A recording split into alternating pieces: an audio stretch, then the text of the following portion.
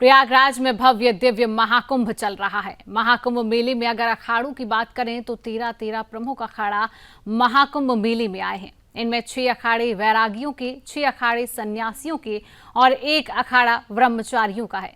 Sudarshan news आपको इन अखाड़ों, परंपरा और इनकी मान्यता क्या है, इन सभी की जानकारी आप तक पहुंचा रहा है।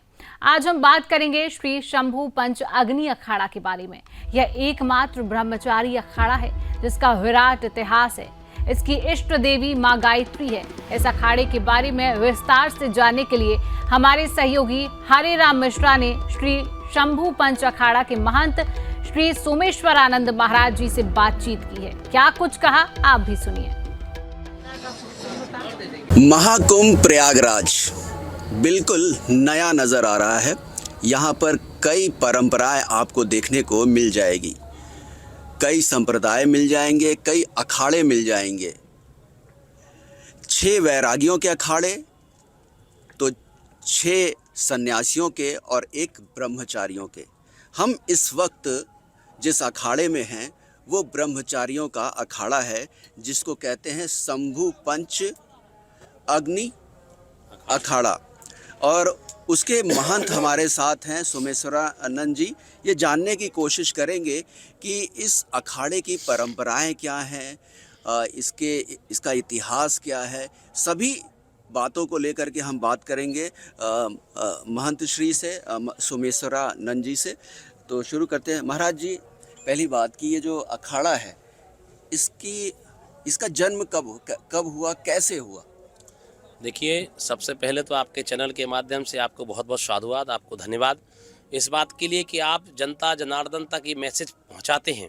सनातन धर्म की जो धरोहर है, जो संस्कृति है, जो परंपरा है, उसके बारे में आप सबको प्रसारित करते हैं, जिससे लोगों को जानकारी हो पाती है। इस समय माँ गंगा, कलकलनादिनी पावन गंगा के तट पर हम लोग श्री शंभू पंच अग्नि अखाड़े में विराजमान हैं। बात करें अखाड़ों की, समस्त भारतवर्ष में, समस्त विश्व में केवल 13 अखाड़े हैं। जिन 13 अखाड़ों में 6 नागा सन्यासियों के अखाड़े हैं, 7वां हमारा ब्रह्मचारियों का अखाड़ा है, 3 वैरागियों के अखाड़े हैं, 1 नया उदासीन, 1 बड़ा उदासीन, 1 निर्मल। ऐसे 13 अखाड़े हैं जिनमें हम बात करते हैं श्री शंभू पंच अग्नि अखाड़े की। शंभू पंच अग्नि अखाड़ा ब्रह्मचारियों का अखाड़ा है। बात करें स्थापना की तो आदि भगवान शंकराचार्य के द्वारा चतुर्नामना जो ब्रह्मचारी हुए, 4 पीठों से आए। जो जगतगुरु भगवान के 4 पीठ हैं, पूर्व पश्चिम उत्तर दक्षिण चारों दिशाओं में, द्वारका शारदा पीठ, जगन्नाथपुरी, आपका ज्योतिर्मठ, श्रृंगेरी मठ। तो ये 4 पीठ जो स्थापित हैं, उन 4 पीठों से आनंद, स्वरूप, प्रकाश, चैतन्य, ऐसे चतुर्नामना ब्रह्मचारी आए। तो अग्नि अखाड़े की परंपरा थोड़ी सबसे हटके है। हम लोग शैव परंपरा से हैं, सन्यास परंपरा से हैं, लेकिन सन्यासियों के जो 7 अखाड़े हैं उसमें हम परंपराओं में हैं, लेकिन हमारा 7वां जो अखाड़ा है वो ब्रह्मचारियों का है। अंतर यहाँ पड़ता है, जब नागाओं का संस्कार होता है, उनको प्रवेश होता है, उनका शिखा सूत्र जो है नहीं रहता है, और उनको बीजासेन हवन बोलते हैं, बीजासेन होता है उनका, और उनका पिंडदान होता है। हमारे अग्नि अखाड़े की जो परंपरा है, हम शिखा सूत्र के सहित हैं। अग्नि अखाड़ा ब्राह्मणों का अखाड़ा है। ब्राह्मणों का ही क्यों?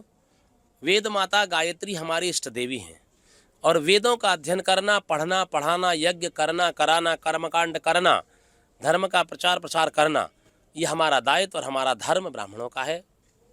कहते हैं जगत गुरु ब्राह्मण, ब्राह्मण गुरु सन्यासी, सन्यासी गुरु अविनाशी। तो ये अग्नि अखाड़े की परंपरा है। तो नागा हमारे देश की, हमारे राष्ट्र की धरोहर हैं, और नागा जो है एक सेना है। जैसे मिलिट्री की फौज जो होती है, तो नागा हमारी सेना है। ब्रह्मचारी क्या है? ब्रह्मचारी जो हैं इनका आचार्यत्व करते हैं कर्मकांड के द्वारा। मंत्राधीनम देवता, मंत्रों के अधीन है देवता। तो मंत्रों के माध्यम से ईश्वर को प्राप्त करने की विधि जो है वो हमारी परंपरा है। तो इस परंपरा को में क्या मान्यता क्या है इस पूरे अखाड़े की? किसकी पूजा होती है, को इष्ट देव कौन से हैं, इसके बारे में बताइए। मैंने बताया आपको अभी कि मेरे अग्नि अखाड़े की इष्ट देवी हैं वेद माता गायत्री, जो स्नान में भी वेद माता गायत्री जाती हैं, और भगवान शिव, भगवान शंकर अनादि पुरुष हैं। पुरुष नहीं अनादि हैं, जिसका कोई आदि और अंत नहीं होता, भगवान शिव हैं। आप देखिए कि अनंत विभूषित अगर हैं तो भगवान शिव हैं, बाकी कोई नहीं है। तो भगवान शिव अनंत हैं। बाकी सारे जितने भी हम यक्ष गंधर्व की बात करें या देवताओं के अवतार लेने की बात करें तो भगवान विष्णु के जैसे 24 अवतार हुए तो उनका एक समय निश्चित है, प्रकट हुए, अवतार लिया, लेकिन एक निश्चित समय पर वो अपने लोक को उन्होंने गमन किया। लेकिन भगवान शिव अनंत हैं, अनादि हैं, अभेद हैं। तो भगवान शिव की उपासना सारे अखाड़ों में होती है और हम शैव संप्रदाय से हैं। तो शैव संप्रदाय भगवान शिव तो हमारे आराध्य हैं ही, लेकिन अखाड़े की वेद माता जो गायत्री हैं वो हमारी अग्नि अखाड़े की इष्ट देवी हैं। दूसरा एक ये है कि तमाम जो अखाड़े हैं सबका एक इतिहास रहा है। या अग्नि अखाड़े का क्या इतिहास है? अग्नि अखाड़ा गुरु रहे? बिल्कुल बिल्कुल बिल्कुल भगवान आदि शंकराचार्य के द्वारा स्थापित हुए अखाड़े। उसके बाद सन 1136 में अग्नि अखाड़े का रजिस्ट्रेशन हुआ। उसके पहले परंपराएं तो हमारी अनादिकाल से चली आ रही हैं। जब हम उसका रजिस्ट्रेशन हुआ, जो कागजात बने सभी अखाड़ों के, तो उसी परंपरा में जैसे हमारा बना, उसके बाद 20 साल बाद जूना अखाड़े का बना, किसी का पहले आह्वान का उससे पहले बना था, अटल का, सबका एक समय निश्चित है। सबके रजिस्ट्रेशन जो हुए हैं उनकी अलग अलग डेट है। तो ये तो हुए सरकारी कागजों में, लेकिन अनादिकाल से भगवान शंकराचार्य के समय से अखाड़ों की परंपरा उनसे पहले भी थी और परंपरा वो निरंतर चली आ रही है। तो सभी अखाड़ों के इष्ट देवी देवता अलग हैं। जैसे जूना अखाड़े की बात करें तो उसमें दत्तात्रेय भगवान हैं, आह्वान की बात करें तो भगवान गणेश हैं, हमारे में बात करें तो माँ गायत्री हैं। तो समस्त अखाड़े, निरंजनी में बात करें तो उसमें अलग कपिल है, मुनि है, कार्तिक स्वामी हैं, सबके देवी देवता अलग हैं।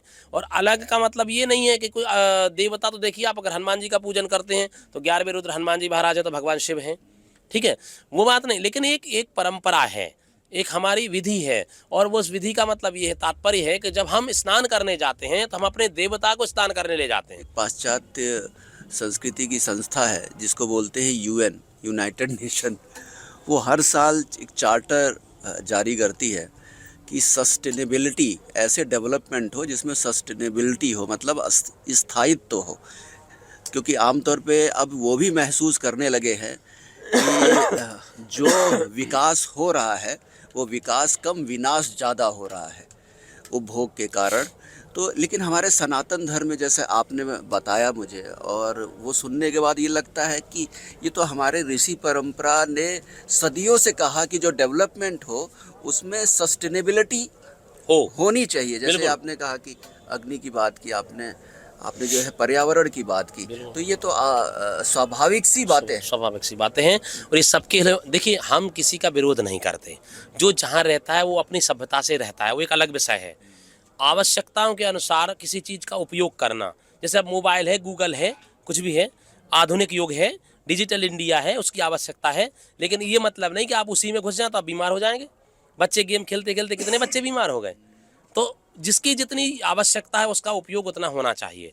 तो ये पाश्चात्य सभ्यता का मतलब हमारा ये है कि हम अपनी सनातन संस्कृति को ना भूलें। जैसे हम अपने बच्चे को कॉन्वेंट स्कूल में पढ़ाते हैं, तो कॉन्वेंट स्कूल में जाए, वो पढ़े, अंग्रेजी का ज्ञान ले, साइंस का ज्ञान ले, गणित का ज्ञान ले, जो विषय हैं, कोई भी भाषा हो उसका ज्ञान लेना परम आवश्यक है।